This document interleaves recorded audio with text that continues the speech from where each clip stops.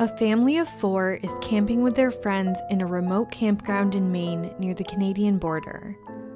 On a Sunday morning after a hearty camping breakfast next to the fire, the moms went to the boathouse to wash their dirty shoes. The dads went to get more firewood, and the kids played. Amongst them was 4-year-old Kurt, who was riding his big wheel tricycle. In about a 10-minute window of time, Kurt went missing. What was known as the most exhaustive search in the history of Maine was conducted, but outside of the abandoned big wheel, nothing has ever been found. Did Kurt wander into the dense woods and become disoriented, eventually succumbing to the elements? Or did somebody take him that day? My name is Megan, and each week on A Simpler Time True Crime, I cover older unsolved cases and challenge the idea that a simpler time means a safer time. This week, I'm bringing to you the unsolved disappearance of Kurt Newton.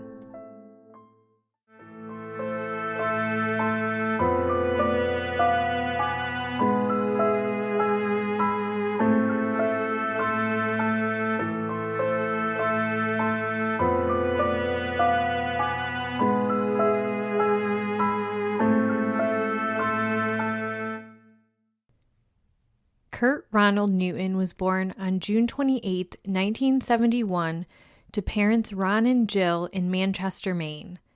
Welcoming him to the family was big sister Kimberly, who was 2.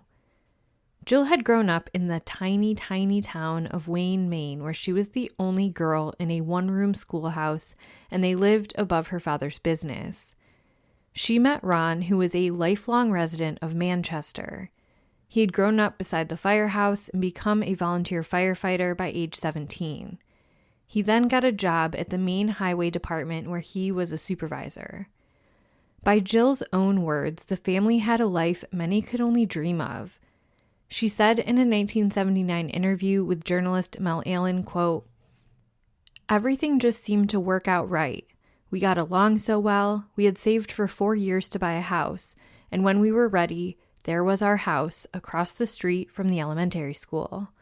From before we were married, we always said we'd have 2 children and no more. We had a girl, and then by a stroke of luck, we had a boy, just what we wanted. It became sort of a joke between Ron and me. We'd say, 'How did we get so lucky?'" End quote. Labor Day weekend 1975 was something the Newton family was looking forward to.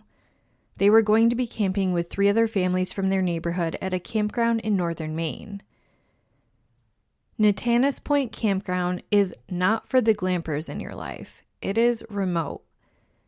At the time, the campground had private ownership, but the land was leased from a paper company. The woods in this area are thick and dense. People who know the area well could hike, but it's also very easy to get turned around and lost there. In fact, I Googled some of the different forest areas and parks in the area, and rather than the first searches being those with park information or tourist information, the articles that come up are of people being rescued from the wilderness there. Here in the year 2025, what I often find is that the searchers in those articles were able to coordinate phone GPS data and help triangulate their search to the specific area the person got lost in and then find them, which of course was not the case in 1975. The campground had 58 campsites and was located in an area called Chain of Ponds, Maine. Chain of Ponds is a part of an area known as Coburn Gore, which is one of 3 gores in 13 townships that make up an unincorporated territory called North Franklin, Maine. The total population of this whole area was 41. Nope, I'm not missing an extra number or 2 on the end. That's really how small it was. The closest incorporated area is the town of Eustis, 22 miles to the south, and even that only has around 600 residents. People come here to visit and be in nature in this area, and then they go back home where they have a grocery store and all their creature comforts. It's very, very cold there, and the place where the campground was located 6 miles from the Canadian border, and crossing there would take you into Woburn, Quebec. I was looking at the area through pictures, and it looks breathtakingly beautiful. There are 2 large ponds, Round Point and Natanis Point Pond, to fish in, and they are deep and cold, and it makes for good fishing. Before I get too far into this, I want to say I'll have dozens of sources on my newspapers.com account, as well as other local newspapers that I reference in the show notes. But the best source for the most detailed chain of events that occurred comes from a 1979 article that I've already referenced by Mel Allen of Yankee Magazine, stored now on newengland.com. I've linked it, but I wanted to give him a special shout out because he spent a weekend with the family and was able to provide a lot of information that wasn't found in other sources. The Newton family was to arrive first on Friday night, with the other 3 families joining on Saturday. The Newtons were towing a tent trailer that they had acquired secondhand, and this was their maiden voyage with it.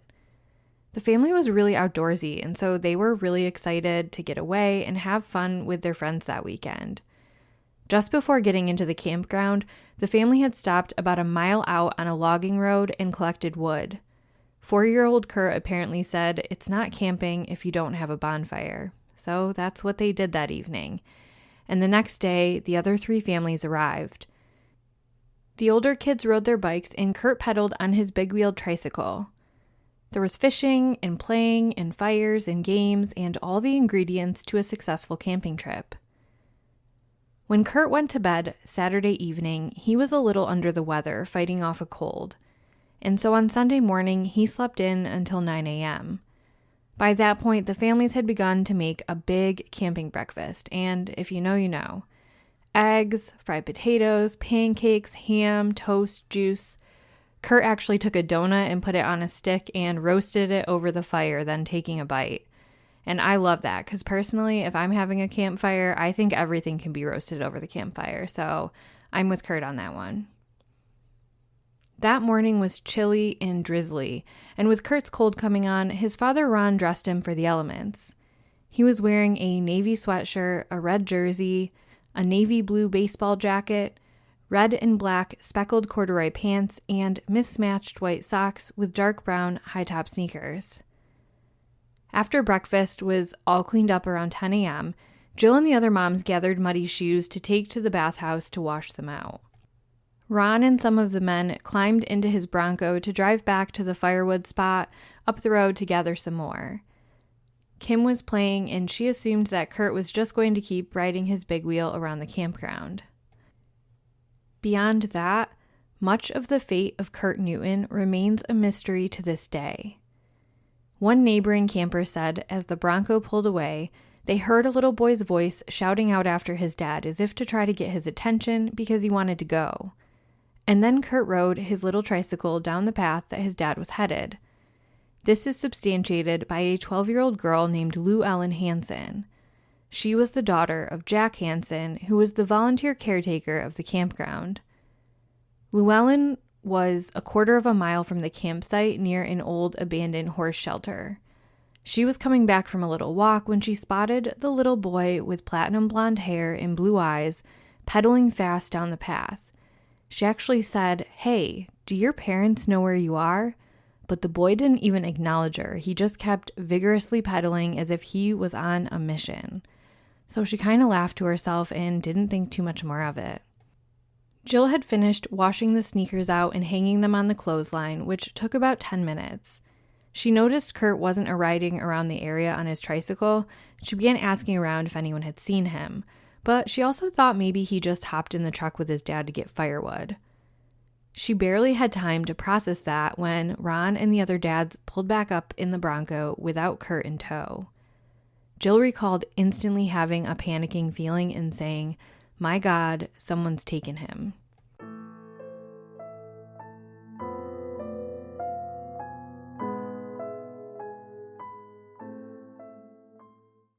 Even though Jill was panicking, the dads reassured her that he probably just wandered into the woods and that he couldn't have gone too far. They'd find him in no time. There was just something about this that wasn't sitting right with her, though. Jill described Kurt as painfully shy and fearful. He didn't like to be outside of her presence at all. She talked about how they would go to grocery stores, and if she went over in the aisle next and he hadn't noticed that she had moved, she'd come back to the previous aisle and find him standing there on the verge of tears. She said she could leave him outside for hours and he'd never wander off like some kids do. He always told her where he was. He was scared to go into the woods alone. In fact, their property back home had a wooded area in the neighborhood, and the kids would play hide and seek in it. Kurt would go to the edge of the woods and wouldn't go in. And Kimberly, ever the big sister, would say things like, "Kurt's being a baby. He won't go into the woods." And one day his mom asked, "Honey, why don't you go play with your sister in there?" And he said, "No, Mom, there's monsters in the woods."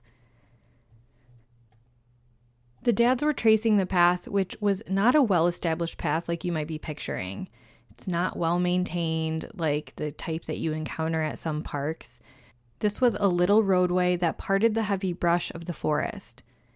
If you go from where Llewellyn encountered Kurt a quarter of a mile in, there's another quarter mile of roadway. Then there's a fork in the road.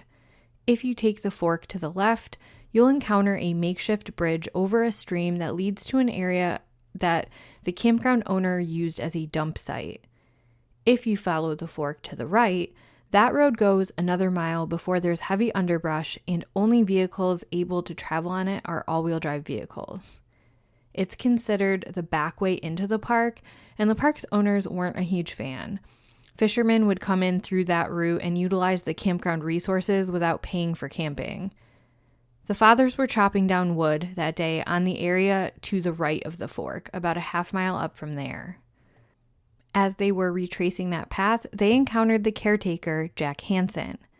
They asked Jack if he had seen the little boy, and he said no, but he had seen the big wheel, and that he had tossed it into the dump.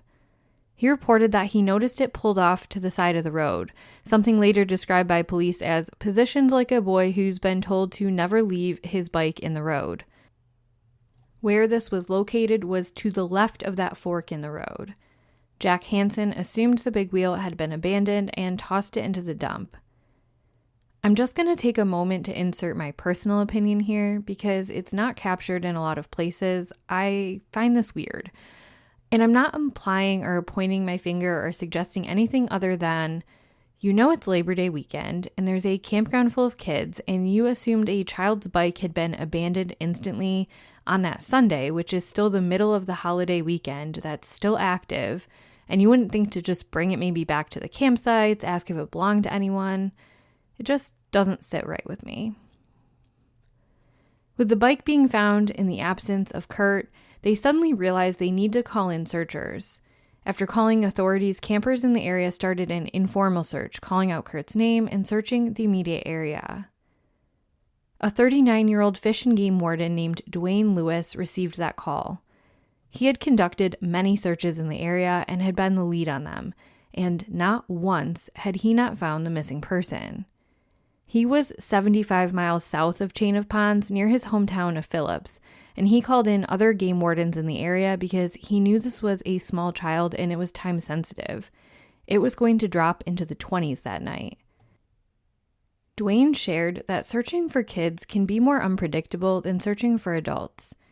If you think a child has wandered off, they sometimes will grow tired, and you'll find them crying next to a tree, not too far off. Other times, kids' stamina will suddenly outlast that of a grown man, and they will stay ahead of the people searching for them, and it gets really challenging. Jill shared that Kurt was always fascinated by the National Guard helicopters, and she felt it was promising when, that afternoon, they brought out a Warden helicopter to fly overhead. There, over a loud megaphone, the search lead gently called out to Kurt. He told him, "Kurt, I'm up in the helicopter. Your mommy and daddy are waiting for you, and I want you to follow me back to the camp. Walk towards the helicopter. Don't sit down. Don't be afraid. Just stand up and walk, and I'll take you back." When this didn't produce anything, this was another one of those first signs that just wasn't feeling right to Jill.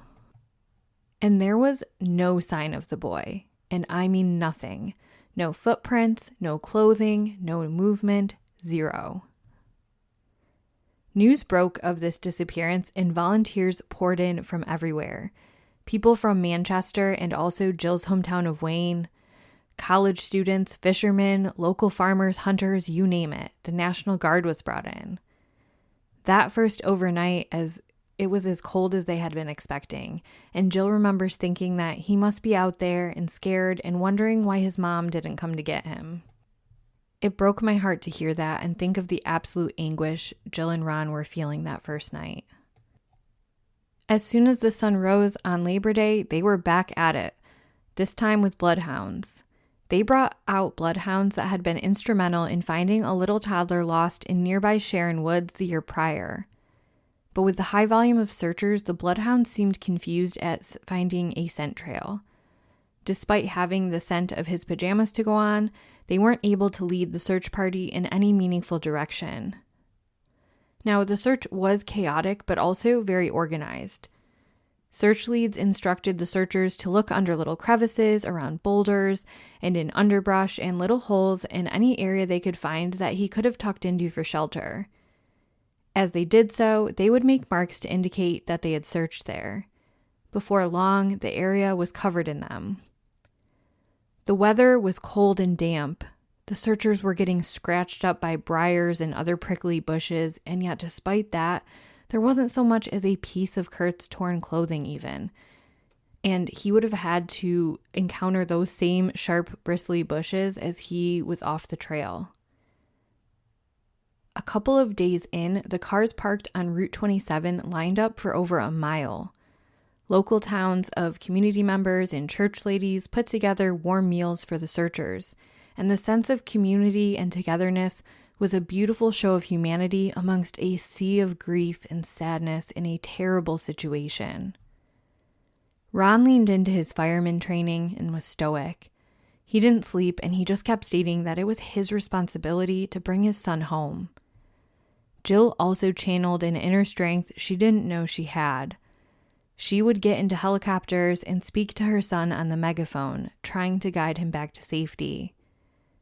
But she still just didn't feel completely right about the circumstances. Based on where the trike was found and where the groundskeeper's daughter had witnessed Kurt, the leading theory was that he had chased after his dad on his bike to try to go along to get firewood, and that he thought he could catch up on his big wheel. Then he got lost. His mom said, quote, "How could a boy who won't even go into the woods with his sister around his own home go into these incredibly wild woods," end quote. And I do absolutely agree with her. But just to play devil's advocate for a moment, if his fear of being left alone outweighed his fear of the woods and he knew his dad was in those woods, I could see him going after his dad and in his 4-year-old brain thinking he truly would catch up to him. That's coming from a child, like when I was that age, I was the very same way, and I've raised children who are very cautious as well. So I was just trying to put myself in Kurt's shoes. The search conditions were awful. Dwayne Lewis was pulling 22-hour days. The Newtons were also barely sleeping. At one point, 4 days in, friends put tranquilizers in Ron Newton's coffee, and he finally got a bit of rest. Jill remembers the searchers often pulling Ron out of the woods to come comfort her, and she eventually had to tell the searchers, "Listen, I'll tell you if I need him, but you're going to have to get comfortable with me crying. My boy is missing, it's just going to happen, and I want Ron to continue searching." At one point, the cloud cover was so low and the rain blinding, the searchers had to get pulled from the woods because they were getting disoriented. The next idea they had was a lofty one. They heard of a secretive $10 million Air Force helicopter called a C-130H. It was used in Vietnam to locate people in the dense jungle, and this would be the first time it was ever used in a civilian search. The team had to fly up from Florida to use it. Twice in that first week it was used, but not even the tiniest traces of any hints were found. Several days in, Ron stepped awkwardly and injured his ankle pretty severely, but he just kept searching for his son. By the 5th day of the search, the governor of Maine came to the search. He said he hadn't seen anything like it, and he promised the Newton family full resources for the search. Psychics called in with their clues, which yielded little help. At one point, Dwayne Lewis was agitated. He said that sometimes they said to look north, sometimes south, sometimes to the east and west, and he said, quote, "There's only so many points on a compass." With the whole area marked up with tattoos of searchers, the search had to wind down. The realization was tragic. He was either taken from the area, which is a terrifying standalone scenario, or if he was still out in the woods, the chance of his survival after days of encountering 20-degree weather with no food or water was very, very minimal. And so, at dusk, on Friday, September 12th, 12 wardens, 6 state troopers, and 75 volunteers all did one final shoulder-to-shoulder sweep, starting at the dump site. And with no new clues from that, they wept as they finally concluded the search.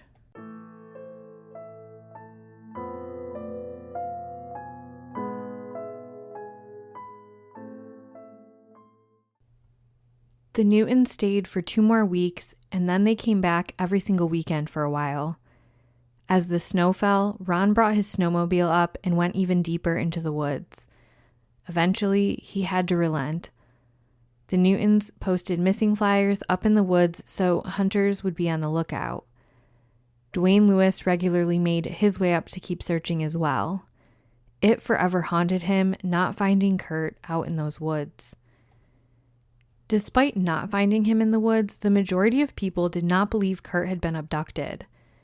State Police Detective Richard Cook said, quote, "With so many children available in the cities, why would a kidnapper come to one of the most remote campgrounds in the state, hoping to find a child riding a tricycle alone down a deserted road?" End quote. And while I can sympathize with his disbelief, I'd like to point out a little flaw in his logic. Time and time again, what we've seen in these cases is that no, an abductor didn't come hoping to find a little boy riding his trike alone on a deserted road. But when he came to the camp and he did find one, he certainly took advantage of the opportunity. We wouldn't have the phrase crimes of opportunity in our vernacular if this didn't happen. And we do know that campgrounds have historically been a place that predators have congregated. Parents tend to supervise less on vacation. There's this sense of inherent safety and lack of care in being on vacation and the simple life, and you just don't think it can happen to you. And I say that as a general statement, not pointing the finger whatsoever at the Newton family or coming down on them for their parenting. This was a completely normal scenario, and they were acting like the wonderful parents that they were. But there is evil out there. One case that comes to mind is Laura Bradbury. She was 3.5 years old in October of 1984 and camping with her family at Indian Cove Campground in Joshua Tree National Park. She had accompanied her 8-year-old brother to the portable restrooms near the campground. He left Laura outside the restroom while he used the facilities. When he came out, she was gone. Over 250 people searched for her in Joshua Tree National Park, and a bloodhound followed what appeared to be footprints from her flip-flops for about 2 miles before losing the scent. After a few days, the search was called off. There were some witnesses who claimed to see a man in his 50s with a metallic blue van at Indian Cove Campground just before Laura vanished, who was acting suspiciously. And authorities believe the man was driving out and taking the back roads to this place called Big Bear. In March of 1986, a skull and other remains were found by hikers near the park's west entrance, just 5 miles from the family's campsite. For years, they were thought to be Laura's, but they couldn't be certain until DNA advancements in 2010, which confirmed they were hers. No arrests have ever been made in her case, and they just simply don't know what happened to her. Then there's Daniel Barter from Alabama. He had wandered away from the rest of his family and parents while they were camping. They had been preparing some fishing equipment, and he wandered away. He was carrying a bottle of soda at the time, and his mother, Maxine, began searching for him just, again, 10 minutes or so after, not a very long period of time, but she was unable to locate him. He has also never been seen or heard from again. Initially, again, police thought maybe he just wandered into these woods, and also these ones were swampy and alligator filled, so authorities actually cut open the stomachs of 2 alligators, but they didn't find the little boy, so he hadn't been eaten, they didn't think, by the alligators. And then Maxine went back and started talking about these weird occurrences that were happening in the days leading up to the event. So about a month prior, Maxine had seen a car parked outside of their home that was staring into the window of her boys, and she actually walked outside to confront the person, and they covered their face with a newspaper and drove off. Days later, a neighbor had seen a strange man peering in the boys' window and had actually called police. They didn't catch the person, but they actually did see footprints in the mud outside the windows, and they did take pictures of those. And then on the morning before Daniel's disappearance, Maxine drove him and one of his brothers to the store, and she went inside and left the boys in the car. And while she was gone, an unknown man drove his car up next to the Barter's car and stared at the boys for a while without speaking to them, and then drove away. Daniel's brother told Maxine about it when she returned. So Maxine believed that Daniel was abducted by someone who had been stalking the family for a while and who followed them to the campground that day. Much like Kurt, Daniel was known to be kind of shy, and he didn't like to go too far into the woods by himself. And of course, just in the last couple of years, there was the abduction of a girl named Charlotte from Moreau Lake State Park in upstate New York. She was found alive but had been abducted by an opportunistic sexual predator. There are several more I know of, but I don't want to go too far off track in this episode. If you're curious about hearing of more of these cases where there's the possibility the child wandered off or was possibly abducted in the parks or the woods, if those are of interest of you, please let me know and I can pull together some additional material. Despite not believing Kurt was abducted, authorities did conduct a parallel criminal investigation alongside the search. Those who were staying at the park were interviewed and in some cases polygraphed. One woman said she saw a white station wagon speeding out of the campsite around the time Kurt went missing. They couldn't find any white vehicles registered at the campsite, and nobody else reported this sighting. And when they pressed the woman on this, she said she could have been mistaken. One suspect that came to mind was a man named Wayne Chapman. He was later charged with the 1974 murder of a 5-year-old boy in Massachusetts and admitted to sexually molesting over 100 boys. He had ties to Maine and admitted being there in 1975, but he was never conclusively tied to Kurt Newton in any way.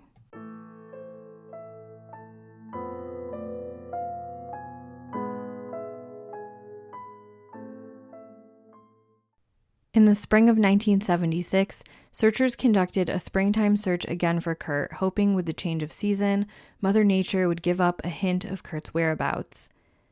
But when that didn't happen, Chief Game Warden Allinson Noble told reporters, quote, "We are convinced that Kurt Newton is just not there," end quote.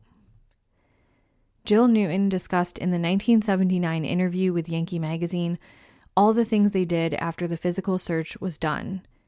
Jill and Ron went door to door with flyers in both Quebec and the United States.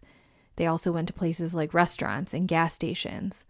Growing physically fatigued, they instead then did mass mailings of over 75,000 flyers across the US and Canada. As the time came for Kurt to be school age, they sent flyers with a cover letter to superintendents across the US and Canada, pleading with them to hang the poster in the office and look for any student who might be Kurt. Over the years, Jill worried she wouldn't recognize her own son if he walked by. She also worried about the effectiveness of the posters. She recalled being a little girl and seeing wanted posters and thinking, "Today I'm going to find that man and turn him into police." But she said she found she would forget the face, and she worried that those looking at Kurt's poster would do the same. Some of what might be considered the opposite is what actually happened. People reported seeing him in Vermont at a diner or in Canada and other places, but it never turned out to be him. We've talked about that phenomenon on the podcast here before. It's our brain's natural instinct to do that and morph things together. So these people probably really did think they saw Kurt. It's just their brain's way of interpreting the information and trying to make that connection. At one point, Jill Newton consulted with a psychic. The psychic said she had a sense that Kurt was alive. She then asked Jill if she had other children, and she told the psychic, "Yes, I have a daughter." And then the psychic said one of the cruelest things you could have said to Jill Newton in this moment. She said, quote, "No, I'm picking up on your son's vibrations, but he's going to have to miss you a whole lot for me to be able to get a sense of direction, and it's very easy to appease a 4-year-old, end quote. Jill Newton wished there was a family resource for her in those early days, and though that couldn't be fixed, the National Center for Missing and Exploited Children was formed less than a decade later in 1984. The Newtons partnered with them and had an age-progressed photo done of Kurt, and that's continued on through the years. I'll have a photo of this on the Instagram at simplertimecrimepod. It's been now nearly 50 years since Kurt's disappearance, and his fate remains a mystery. The two main theories boil down to, was he lost in the woods or was he abducted?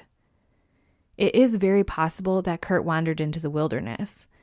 Witness accounts lead us to believe that he was trying to catch up to his dad. He may have heard the axe of his dad chopping wood and tried to follow the sound but got disoriented. I have a friend who lives in Maine, and her husband has been a part of some of these types of searches. Apparently the sound can get so distorted and muffled. Even if he wasn't too far off the trail, he could have had a hard time hearing the searchers calling for him. But the thing that rubs me the wrong way is they just didn't have one methodology of trying to find him. They pulled out military-grade search helicopters and used a ton of different resources. So unless he fell and was immediately injured or killed, and somehow in that fall he fell into an area that wasn't searched, where is he? Even the people who don't think he was abducted ended up saying, yeah, but we also don't think he's out here. We've looked everywhere. The fact that not even a shred of clothing or anything, not even one footprint was found, it's just off. So then that makes the abduction theory hold some water. As I shared before, opportunistic predators are a thing, and I don't doubt that could happen. If he was abducted, though, it's worth noting that trackers examined the backdoor exit to the park, and there hadn't been any recent traffic beyond where Ron Newton's truck had gone. The brush was overgrown, and it would have been disturbed if a vehicle or a four-wheeler had driven through there, and it wasn't. And the abductor would have had to have gone past the men cutting the wood. So then the only other way out of the park would have been through the main entrance, which meant the abductor would have had to bring Kurt Newton back through the campsite somehow without being detected and out of the park in front of tons of potential witnesses. If someone had secretly tried to conceal him somewhere in the park to get him out of there, it would have been hard to do so because the full-scale search picked up pretty quickly. Though I will say it would not have been impossible. Most people at the early point were focused on him just being lost in the woods and not abducted. There's, of course, some adjacent theories to the main one. There were bears in the area, and searchers did say that a bear could move out of the area with a child quickly. But as we've said before, animals don't try to hide their crimes, so there usually would be some signs of animal attack, and there wasn't. Then there are many people who are fans of David Paulides and his missing 411 theories who think there's a bigger conspiratorial thing at play here. I'm not going to give that theory much airtime. If you're unfamiliar with missing 411, go ahead and knock yourself out and read up on it. I don't share in those beliefs, but not trying to knock anybody who does. What we do know is that Kurt Newton and his family just wanted to enjoy their camping trip as part of their simple, happy life. Everyone was robbed of their planned futures on that cold Labor Day weekend in 1975. And all we can hope for is that the Newtons get some sort of answer. If you have any information on the disappearance of Kurt Newton, please contact the Maine State Police at 207-657-5710 or email miac.msp@maine.gov. This has been another episode of A Simpler Time True Crime. If you appreciate the work I'm doing, please spread the word about the podcast and follow us on social media. Case suggestions can be made to simplertimecrimepod@gmail.com. I'm currently working on 2 listener request cases as we speak. I have big goals for case visibility this year, and sharing the podcast helps do just that. And as always, thank you so much for listening.